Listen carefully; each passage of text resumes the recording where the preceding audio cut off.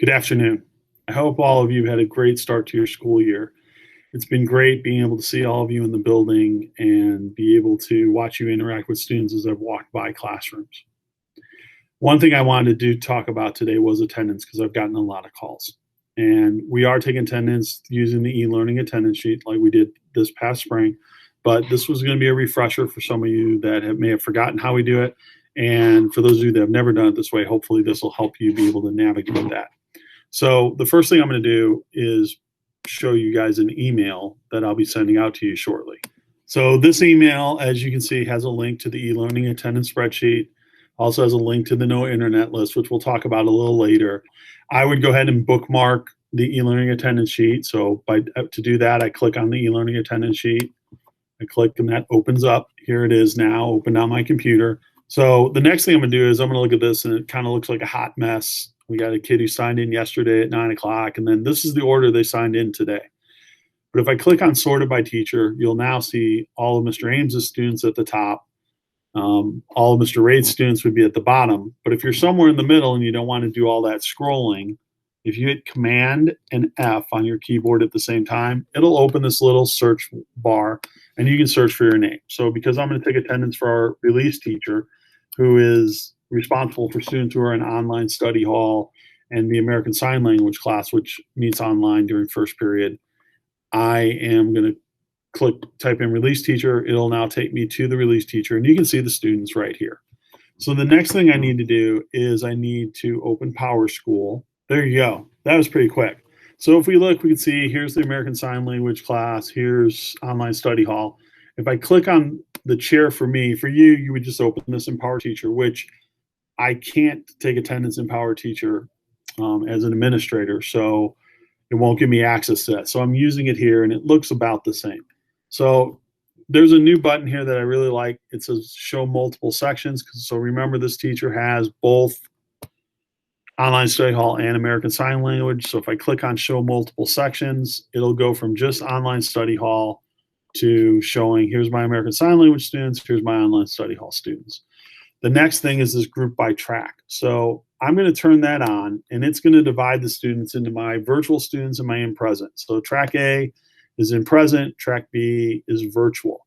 Now, because of today being an e-learning day related to COVID, we're going to mark every student as if they were a virtual student. So normally we would mark our in-class students who are present, and our virtual students, we would find the VPC, present virtual COVID code, and we would mark the virtual students as that. While we're in the track mode, we can hit this fill code button that allows us to fill in all of the students as VPC. And we're going to say, go ahead and do that, because I don't want you to have to click on each individual box in order to fill those out, because some of you have some rather large classes. We'll take care on the back end of changing students who have told us they have no internet. If you mark them absent, we'll mark them present. Students who have called in, had a parent call in and excuse them for today for a reason, we'll also be marking those after you go through and do attendance as excused. So don't worry that by clicking on fill code, you're wiping out things that are already in attendance. Same thing with prearranged. We have a record of who those students are. We will go ahead and mark them accordingly.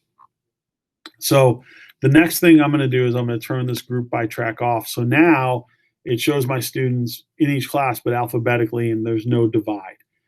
The next thing I want to do is I want to look at that e-learning attendance form.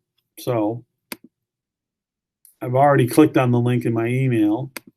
So I'm going to open that link up, and there you can see here's release teacher, here's the students. Now, I don't want to have to keep going back and forth between these two tabs. So what I'm going to do is I am actually going to pop out my e-learning attendance tab by dragging it down, and then I'm going to click on this little green button that's over here in the left-hand corner, and I'm going to hold that. I'm not going to just click and release. I'm going to hold it, and then when I release, it splits my screen. I can then click on the other window that has PowerSchool, and now I can look at the two lists side by side. So here's the PowerSchool list. Here's the e-learning attendance list.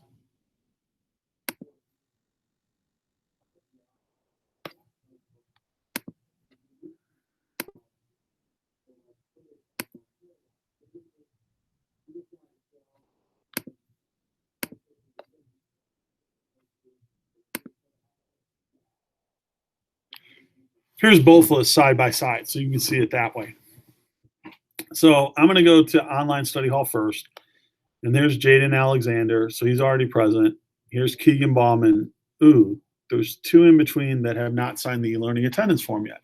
So I'm going to click here, and I'm going to change their code from VPC to UEX.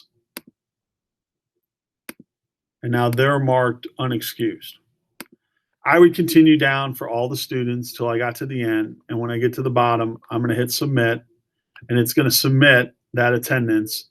And then in the office at 3:30, we will go through and use your first hour attendance for the whole school to take attendance for all the other class periods. We'll also be managing putting back in the no internet students, making sure they're marked present, and students who were absent excused, making sure they were marked excused and prearranged. So all those things will take place between 3:30 to 4, which is partially why it's really important you have your attendance done by 3:30 so that Mrs. Vargas can complete that attendance piece by 4 o'clock when she needs to leave. I talked about the no internet list, so let's go back to my email and let's click on the no internet list tab and open that up so you can see it. These are the students who do not have internet. So as you know, because we're in an e-learning mode right now, as opposed to being in virtual learning with present, on-site learning, we're going to acknowledge that some of our kids don't have access to internet. And because of that, it's going to take them a little longer to get their work and their assignments. So I want you to be aware of who these students are when we start assigning work, because they may lag behind for a couple days in that process.